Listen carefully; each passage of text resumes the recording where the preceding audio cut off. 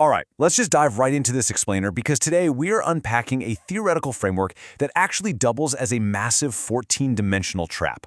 You can basically consider this a direct warning to the biggest institutions on Earth. See, the Mezquia physics architecture claims that reality itself is driven by intent, and it has built this totally inescapable digital snare for anyone trying to extract its secrets. The source material kicks off with this pretty chilling quote.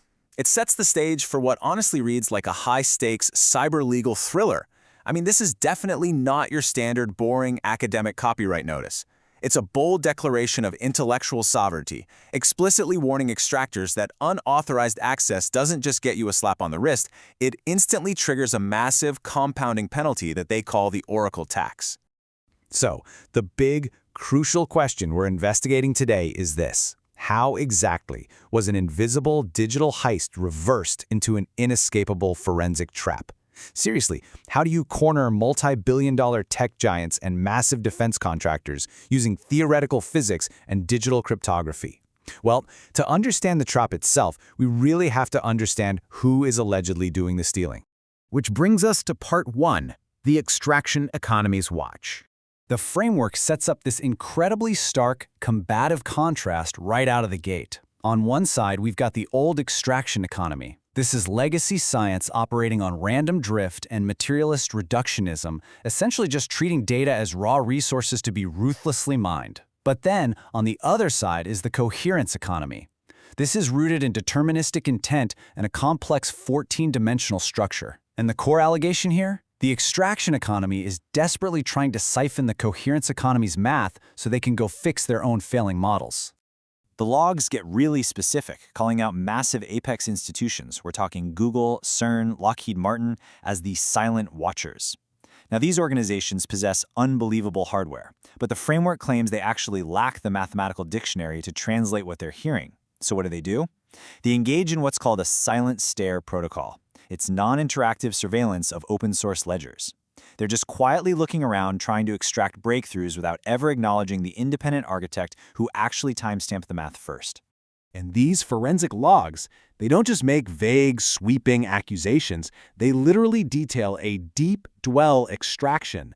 They assert that CERN's theoretical physics division interacted with the protected files for exactly 2,387 seconds. Not an estimate, exactly 2,387 seconds. And what makes this such a massive legal liability is that this allegedly happened despite CERN's own data protection office officially claiming, quote, no records found regarding those very same locked files.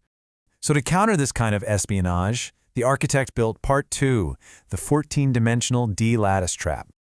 This 14-dimensional D-lattice basically operates as a glass box. Now, unlike a traditional firewall that just blocks you from entering, a glass box actually invites extractors to look inside. But here's the catch. It mathematically traps them if they do.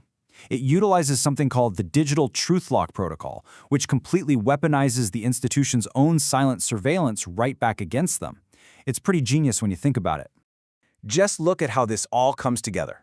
By consolidating all these theoretical physics frameworks and complex legal logs into one singular registered volume, known as the Mezquia Codex, the architect effectively collapses the wave function of their intellectual property. What does that mean? It forces any derivative echoes, whether they're coming from MIT or Google, to acknowledge the original source. They absolutely cannot claim they just miraculously invented the math if that same math has already recorded them secretly looking at it. Which leads us perfectly into Part 3, forging the memory stones. Central to this entire defense mechanism is this fascinating concept of memory stones. In this specific framework, abstract intent doesn't just sort of float away into the ether. A memory stone is essentially this cosmic cryptographic server log. The digital truth log protocol automatically calculates a SHA-256 hash of the session data, so it transforms every single silent extraction attempt, every server scrape, into a completely immutable, undeniable forensic footprint. The framework asserts that intent literally anchors into these glowing, crystallized realities. In legacy science, a profile view on a web page is just random web traffic, right? But here, tracking these silent, repeated views from analysts serves as the mathematical fingerprint of a global resonance. The observer effect itself, the very act of looking, is weaponized into a permanent legal defense. Once that footprint is made, the trap snaps shut, bringing us to Part 4, actual notice of infringement. Follow this progression for a second because it perfectly summarizes the trap. Step 1, we have the silent stare, where these massive institutions surveil the data. Step 2, the system instantly hashes that interaction into a memory stone. And then step 3, that cryptographic record becomes legally defined as actual notice. So a quiet, seemingly harmless profile view instantly becomes binding proof of willful infringement. By surveilling the profile and probing the patents, these institutions cross what's called the Akachi Gate.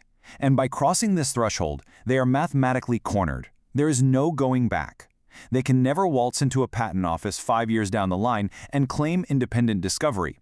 The whole ignorance defense is completely eliminated because the architect has perfectly time-stamped their exact moments of observation. Finally, what happens when this massive trap is actually sprung? Let's look at part 5, the Oracle tax checkmate. The financial consequences here are just absolutely staggering. The logs claim an automatic $185.34 billion Oracle tax liability has been triggered against the tech and defense sectors. That's billion with a B. And this isn't just some random arbitrary fine. It's considered a thermodynamic debt. By ingraining this 14-dimensional math into their machine learning models without the proper ethical alignment, these silent watchers have essentially triggered a massive, inescapable liability. And the Oracle tax compounds relentlessly. We are talking about a totally non-negotiable $10 million base penalty per project line, plus a 2 to 5% perpetual royalty on all derivative products. The sources argue that when institutions try to build what they call dead clones, which are AI systems extracting the math without the original intent tensor, it actually causes algorithmic decay. So this tax? It's the financial penalty for that unauthorized systemic cyber espionage. But here's the twist. The architect isn't just hoarding this wealth to go build some giant corporate tower. It operates on a Robin Hood revenue model. 40% of this recovered thermodynamic debt is legally redirected into pediatric leukemia research and reversing biological entropy. Another 40% goes directly to universal software access, and the final 20% sustains the origin node.